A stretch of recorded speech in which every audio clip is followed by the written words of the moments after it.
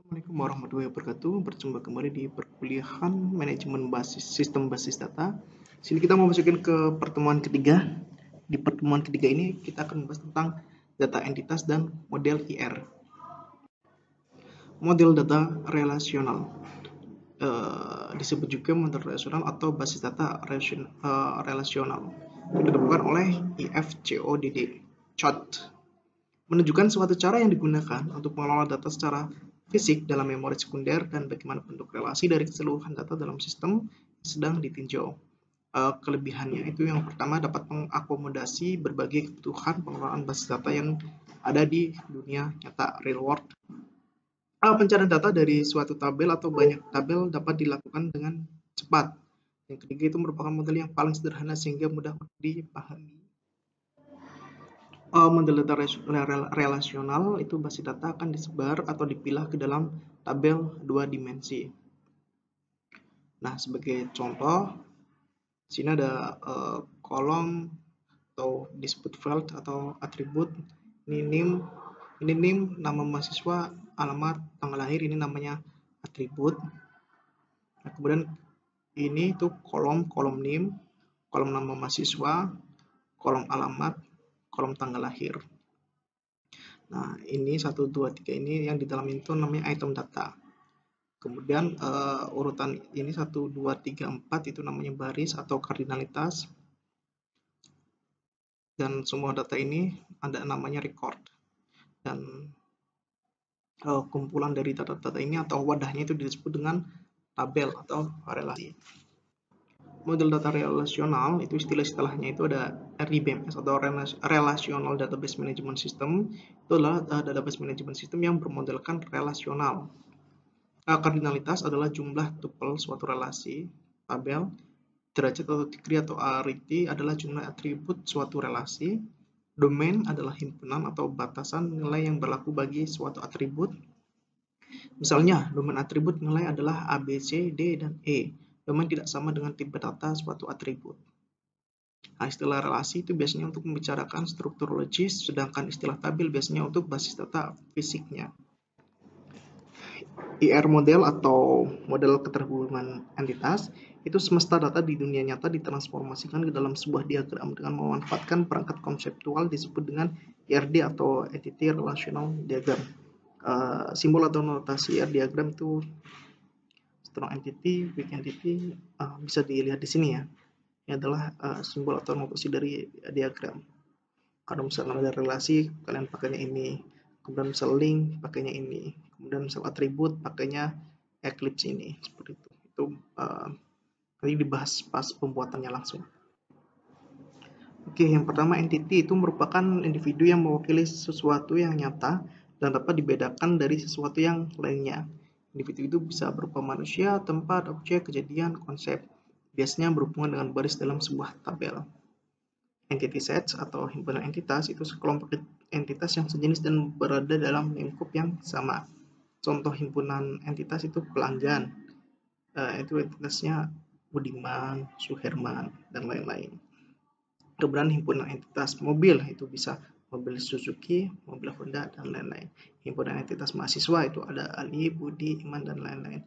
Himpunan entitas buah-buahan bisa mangga, semangka, melon, dan lain-lain. Itu adalah entitas. IR model keterhubungan entitas itu contohnya. Nah, ini ada himpunan entitas, misal name, kemudian namanya siapa, alamatnya siapa, tanggal lahir, entitas 1, entitas 2, entitas 3, entitas 4, dan lain sebagainya. Nah, kumpulan dari semua entitas ini namanya himpunan entitas. Ini saling berhubungan tuh. Si Ali Akbar ini punya NIM ini, kemudian alamatnya di sini dan tanggal lahirnya 2 Januari 1979 seperti contohnya seperti itu. Atribut itu merupakan karakteristik dari sebuah entitas. Biasanya berhubungan dengan field dalam sebuah tabel. Penentuan atribut bagi suatu entitas didasarkan pada relevansinya terhadap entitas tersebut. Nah, selanjutnya itu ada atribut kunci atau identifikasi. Itu merupakan atribut mengidentifikasi entitas yang paling unik untuk semua entitas dalam himpunan entitas. Contoh itu atribut NIM pada himpunan entitas mahasiswa.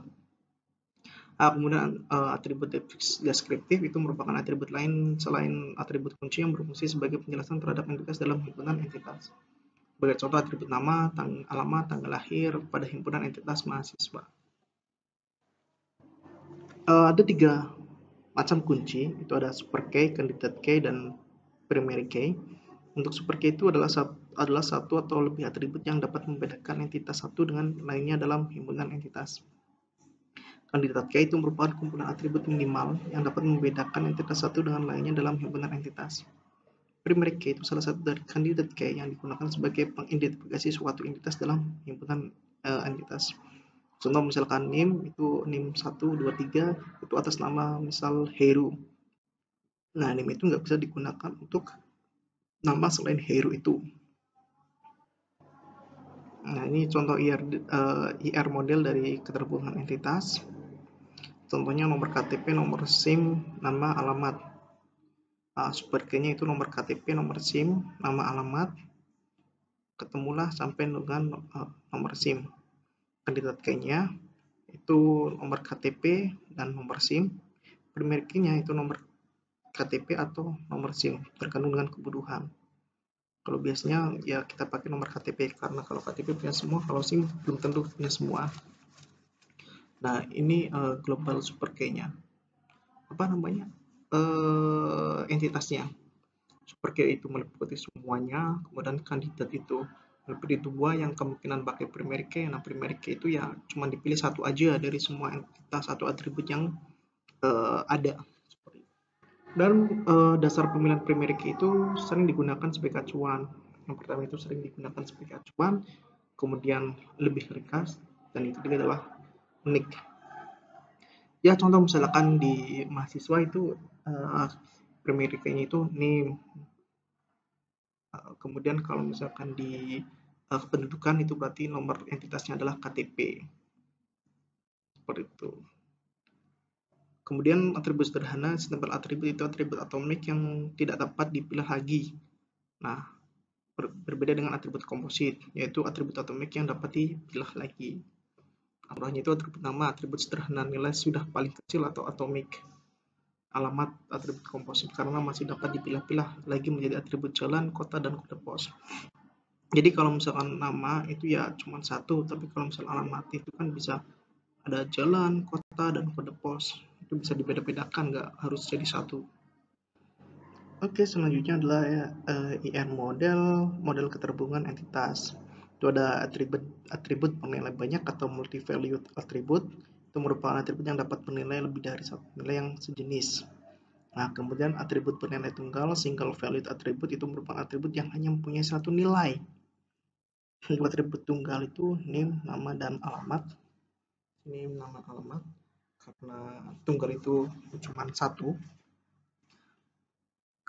Yang bernilai banyak itu hobi, karena hobi itu bisa nggak, katakanlah misalnya hobi tidur itu nggak cuma satu anak, tapi bisa lebih dari satu anak. Nah, kemudian selain atribut banyak dan tunggal, juga ada atribut turunan. Merupakan atribut yang nilainya diperoleh dari pengolahan atau diturunkan dari atribut atau tabel lain. Contohnya itu ini adalah angkatan dan IPK, itu adalah atribut turunan. Angkatan itu katakanlah misalkan ini kan berjalan terus, sama IPK yang berubah terus. Atribut harus bernilai, merupakan atribut-atribut yang harus disisihkan nilainya, dan atribut tidak harus bernilai, merupakan atribut-atribut yang nilainya boleh dikosongi. Relasi itu digunakan untuk menunjukkan hubungan antar entitas. Hubungan relasi itu merupakan kumpulan semua relasi di antara entitas. Contoh di sini ada tabel mahasiswa dan tabel mata kuliah. Dari tabel ini, dari tabel-tabel di atas dapat dilihat bahwa terdapat hubungan atau relasi antara entitas mahasiswa dengan mata kuliah. Itu Andi mempelajari mata kuliah Internet 1, kemudian belajar mata kuliah Internet 1 dan Network 1.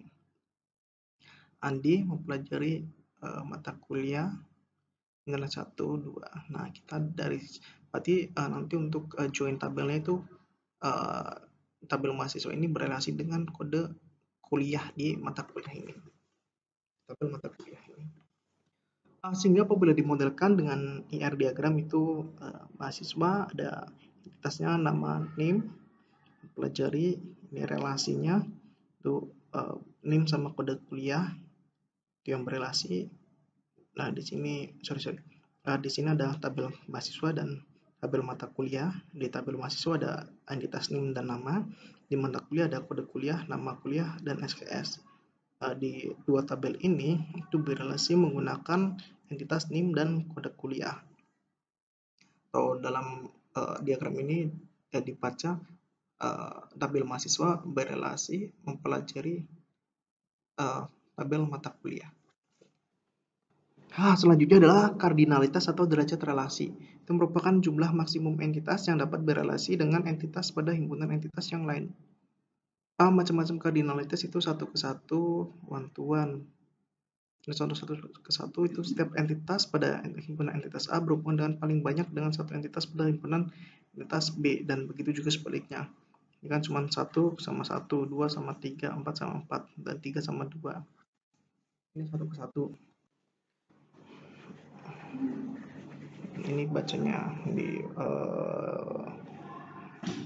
tabel dosen ada nama dosen dan alamat. Itu mengepalai program studi. Di sini program studi ini ada kode dan nama program studi. Dan ini berelasinya menggunakan nama dosen dan kode. Satu dosen paling banyak mengepalai satu program studi, walaupun tidak semua dosen menjadi ketua dan setiap program studi dikepalai oleh paling banyak satu dosen saja. Satu kebanyak atau one to many. Itu setiap entitas pada himpunan entitas A berhubungan dengan banyak entitas pada himpunan entitas B, tetapi tidak sebaliknya. Ini entitas 1 berhubungan dengan entitas 1 dan entitas 2, entitas 4 berhubungan dengan entitas 3 dan entitas 4. Jadi setiap agama dapat dianut oleh lebih dari satu mahasiswa, tapi tidak sebaliknya. Setiap mahasiswanya dapat menganut satu agama. Ini ada tabel agama, ada kode agama dan deskripsi. Tabel mahasiswa, NIM, nama dan semester. Agama dianut oleh mahasiswa, di mana relasinya adalah kode agama dan NIM di tabel mahasiswa. Selanjutnya adalah banyak ke banyak. Setiap entitas pada himpunan entitas A berhubungan dengan banyak entitas pada himpunan B dan sebaliknya. Setiap dosen dapat mengajar lebih dari satu mata kuliah dan setiap mata kuliah dapat diajar oleh lebih dari dosen. Nih, 1 ke 1, 1 ke 3, 3 ke 3, 3 ke 4, 4 ke 4. Ada tabel dosen dan tabel mata kuliah. Di tabel dosen ada nama dosen dan alamat dosen. Di tabel mata kuliah ada kode kuliah, nama kuliah, dan SKS. Relasi dari dosen mengajar mata kuliah, di mana relasi yang digunakan adalah nama dosen dan kode kuliah. Dan ditampilkan nama dosen, kode kuliah, waktu, dan tempat. Tahapan pembuatan IR diagram itu mengidentifikasi dan menetapkan seluruh himpunan entitas yang akan terlibat terlebih dahulu. Kemudian menentukan atribut-atribut kunci dari masing-masing himpunan entitas. Mengidentifikasi dan menetapkan seluruh himpunan relasi di antara himpunan entitas yang ada beserta foreign key-nya. Kemudian menentukan derajat atau kardinalitas relasi untuk setiap himpunan entitas. Dan yang terakhir adalah melengkapi himpunan entitas dan himpunan relasi dengan atribut-atribut deskriptif. Dihubungkan dengan n ke n, n ke 0n.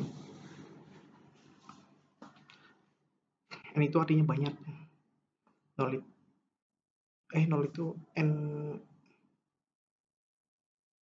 Setiap mahasiswa dapat mempelajari banyak mata kuliah, tetapi ada mahasiswa yang belum atau tidak mempelajari mata kuliah satupun. Setiap mata kuliah dapat mempelajari lebih banyak mahasiswa, tetapi bisa juga ada mata kuliah yang tidak atau belum diikuti oleh satupun. Ini minimum dan maksimum. N ke n juga mahasiswa NIM seperti ini. Varian entitas itu strong entity atau entitas kuat, itu himpunan entitas yang tidak memiliki ketergantungan dengan entitas yang lain. Weak entity itu selama itu himpunan entitas yang keberadaannya tergantung dengan entitas yang lain. Himpunan entitas yang demikian tidak mempunyai atribut yang berfungsi sebagai yang benar-benar menjamin keunikan dari entitas tersebut. Oke, di sini ada contoh model keterhubungan entitas. Ada tabel mahasiswa, tabel orang tua, dan tabel hobi, di mana di setiap tabel ada entitasnya masing-masing. Fokus ke data mahasiswa dulu. Di sini ada NIM, nama, alamat, sama tanggal lahir. Kunci utamanya itu adalah NIM. Nah, NIM itu memiliki memiliki data orang tua, di mana di tabel mahasiswa menggunakan NIM, dan di orang tua kita ambil data nama orang tua. Nah, kemudian mahasiswa juga berelasi dengan tabel hobi, di mana tabel mahasiswa menyenangi hobi. Di sini berelasi antara NIM dengan data hobi. Oke, selanjutnya varian relasi tunggal, yaitu relasi yang terjadi dari antar himpunan entitas yang sama. Itu dosen mendampingi nama dosen. Jadi ada tabel dosen. Di tabel dosen itu kita mengambil nama dosen yang lainnya juga. Untuk mendampingi nama dosen 1, nama dosen 2, dan nama dosen berikutnya. Itu adalah relasi tunggal. Itu relasi dengan tabel itu sendiri. Selanjutnya relasi ganda. Ada tabel dosen dan tabel kuliah. Dosen mengajar kuliah. Di sini yang akan ditampilkan adalah nama dosen, dan di kuliah adalah yang kita tampilkan adalah kode kuliah, di mana relasinya itu satu dengan banyak. Satu dosen bisa mampu banyak mata kuliah. Dan dosen menguasai kuliah. N ke N. Banyak dosen menguasai banyak kuliah. Atau satu dosen bisa banyak kuliah, dan satu kuliah bisa banyak dosen. Seperti itu. Selanjutnya relasi multi entitas, yaitu merupakan relasi yang terdiri dari 3 himpunan entitas atau lebih. Nah, di sini ada tabel kuliah, tabel dosen, dan tabel ruang. Dosen kuliah diajar pengajaran oleh dosen, di mana yang di kuliah adalah tabel kode kuliah. Di tabel dosen adalah entitas nama dosen. Kemudian kuliah dan dosen itu berelasi dengan tabel ruang, di mana yang berelasi adalah kode ruang dan kode waktu. Nah, waktu dari kuliah ini, dari apa pengambilan yang diambil di proses ini. Ini adalah relasi yang terdiri dari 3 himpunan entitas atau lebih. Selanjutnya, spesialisasi itu merupakan proses dekomposisi atau pengelompokan sebuah himpunan entitas yang melahirkan himpunan entitas baru yang dilakukan secara top down. Artinya atas ke bawah. Di sini ada tabel dosen tetap dan tabel dosen tidak tetap. Di dosen tetap ada nik dan pangkat. Kemudian di sini ada tabel dosen juga buat menggabungkan antara dosen tetap dan dosen tidak tetap. Jadi nanti berelasi kedua tabel tersebut, sehingga nanti muncul tabel atau interface di mana datanya itu adalah data dosen tetap dan dosen tidak tetap. Selanjutnya, generalisasi itu merupakan penyatuan beberapa himpunan entitas menjadi sebuah himpunan entitas baru. Atribut dari masing-masing himpunan entitas disatukan ke dalam himpunan entitas baru. Nah, contohnya di sini ada mahasiswa, mahasiswa D3, dan mahasiswa S1. Penyatuan beberapa himpunan entitas menjadi sebuah himpunan entitas baru. Atribut dari masing-masing himpunan entitas disatukan ke dalam himpunan entitas baru. Maksudnya di sini ini kemudian membuat sebuah entitas baru di sini.